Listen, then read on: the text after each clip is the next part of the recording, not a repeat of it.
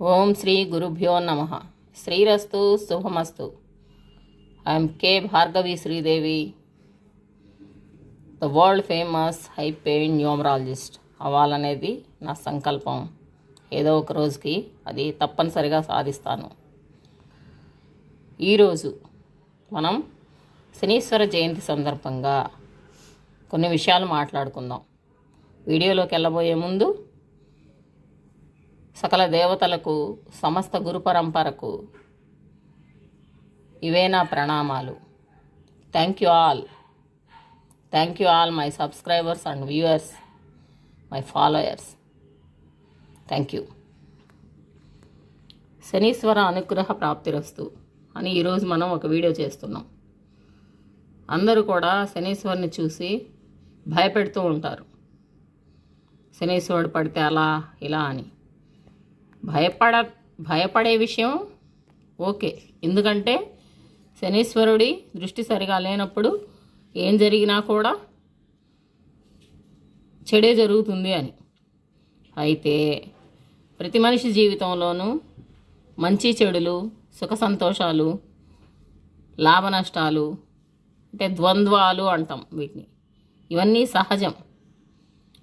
లేకపోతే చెడు జరిగే సమయంలో ఎక్కువ చెడు జరగకుండా చూసుకోగలగడం అనేది మనకున్నటువంటి ఒక అవకాశం.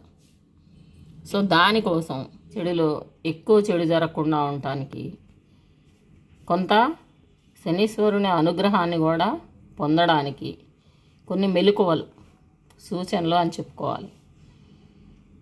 అయితే శనీశ్వరుడు ఎంత చేసినా కూడా చెడు చేసిన తర్వాత చెడు చేసిన దానికంటే ఇంకా ఎక్కువ మంచి చేస్తాడని పేరు. పైగా శనీశ్వరుని కాలంలో మన కళ్ళకున్న గంతల్ని విప్పేస్తాడు. మనమేంటి, మన చుట్టూ మనం నమ్ముకున్న బంధువర్గం ఏంటి, ఫ్రెండ్స్ ఏంటి, డబ్బుల్ని ఎలా జాగ్రత్తగా చూసుకోవాలి, ఆరోగ్యాన్ని ఎలా జాగ్రత్తగా చూసుకోవాలి, బంధాలను ఎలా కాపాడుకోవాలి అనేవన్నీ ఒక గురువులా మనకి బోధిస్తాడు. లేకపోతే మనం ఇవన్నీ కూడా పట్టించుకోకుండా ఎప్పుడూ మనం సుఖంగానే బతకాలి అనే ఉద్దేశంతో ఆలోచిస్తూ ఉంటాం. కానీ ఒక విషయం గుర్తుపెట్టుకోవాలి, ఏ ప్రాణికి ఎప్పుడూ సుఖంగా బతకడం అనేది సాధ్యమయ్యే విషయం కాదు. సృష్టిలోనే పగలు చీకటి, అదే చీకటి వెలుగు, పగలు రాత్రి అనేది సహజం. మనిషి జీవితంలో కూడా అలాగే. దానికి బొంబేలెత్తి పోవాల్సిన అవసరం లేదు. ఈరోజు చెడు నడుస్తుంది అంటే రేపు తప్పనిసరిగా ఒక మంచి వస్తుంది. లేకపోతే ఈ చెడుని తట్టుకొని నిలబడే ధైర్యం కోసం, తక్కువ చెడు జరగడం కోసం మనం భగవంతుణ్ణి, గ్రహాలను, ఇలాగా పూజల్ని ఆశ్రయిస్తూ ఉంటాం. సో ఇది ప్రతి ఒక్కరికి మోస్ట్ ఇంపార్టెంట్ వీడియో. శనీశ్వర జయంతి కాబట్టి కొంచెం ఈరోజే దీన్ని తర్వాత ఎప్పుడో ఒకసారి చేద్దాం అనుకున్నాను. ఈరోజు తప్పనిసరిగా చేయాల్సి వచ్చింది. సో శనీశ్వరుడు కర్మఫల ప్రదాత అంటారు. ఆయన శ్రమ చేసేవారిని, హృదయంలో ప్రేమ, దయ, కరుణ, జాలి, సహాయం చేసే గుణాలు కలిగిన వారిని ఆయన కూడా అదే భావనలతో సదా దయతోనే చూస్తాడు, అనుగ్రహిస్తాడు. సో మన హృదయాన్ని, మనలోని భావాలని మార్చుకోవడమే మనం చేయాల్సింది. శ్రమ చేయాలి, శారీరక శ్రమ, కాళ్లకు శ్రమ కలిగించడం, ఇవన్నీ శనీశ్వరుడు ఇష్టపడేటువంటి అంశాలు. సో దీనికి మనం ఏం చేస్తే శనీశ్వరుని అనుగ్రహాన్ని, ఆయన దయని పొందగలం, ఆయన యొక్క చెడు దృష్టిని కొంతవరకు తప్పించుకోగలం అనేది చిన్న చిన్న చిట్కాలు అనుకోవచ్చు, సూచనలు అనుకోవచ్చు. దివ్యాంగులు అంటే ఏదైనా ఒక అవయవ లోపం ఉన్నవారు,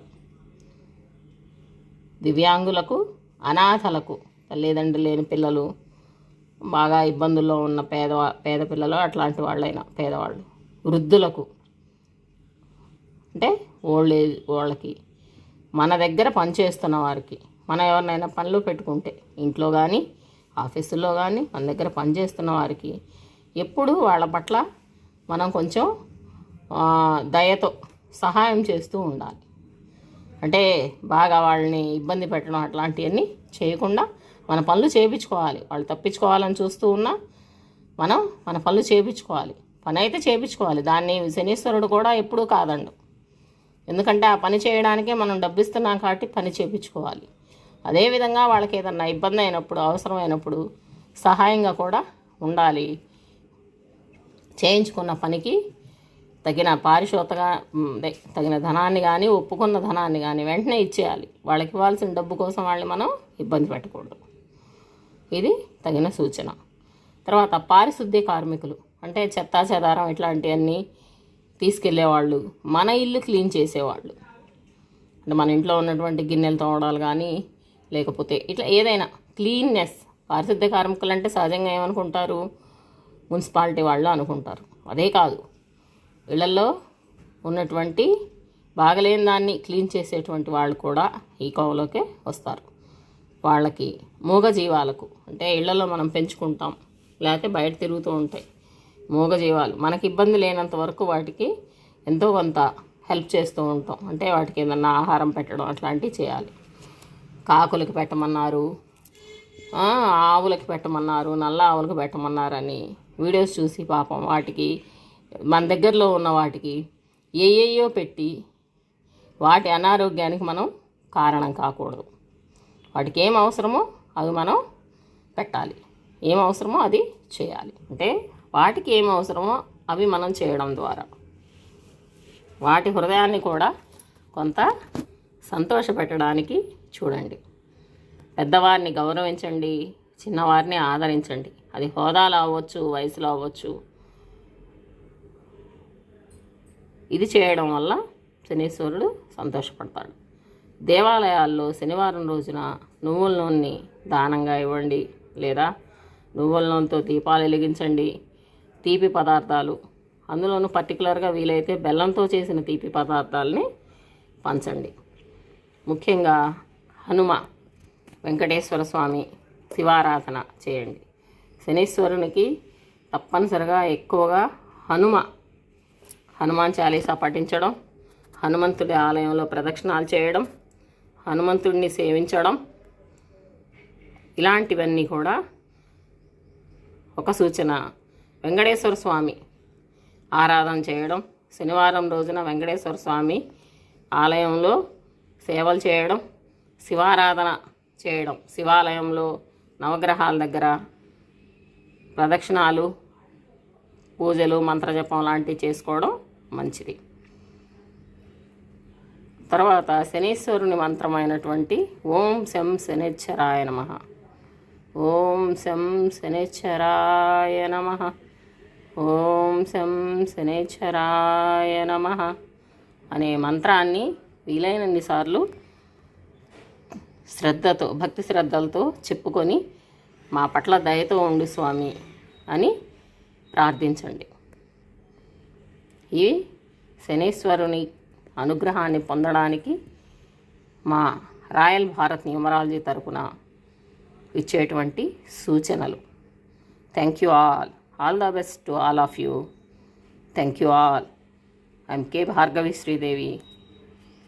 ఈ వీడియో కనుక మీకు నచ్చినట్లయితే, ఉపయోగకరంగా ఉంటే ప్లీజ్ లైక్ చేయండి, షేర్ చేయండి, కామెంట్ చేయండి. మమ్మల్ని ప్రోత్సహించండి. పక్కనున్న బెల్ సింబల్ యాక్టివేట్ చేయడం ద్వారా మా ప్రతి వీడియో నోటిఫికేషన్ మీకు అందుతుంది. మీకు చాలా విలువైన సేవలను మేము అందించగలం. Thank you all. ఈ వీడియో ఒకరోజు ఈ శనీశ్వర జయంతి సందర్భంగా మాత్రమే కాదు, ఎప్పుడు ఇది లైఫ్ టైం సూచనలు. Thank you all.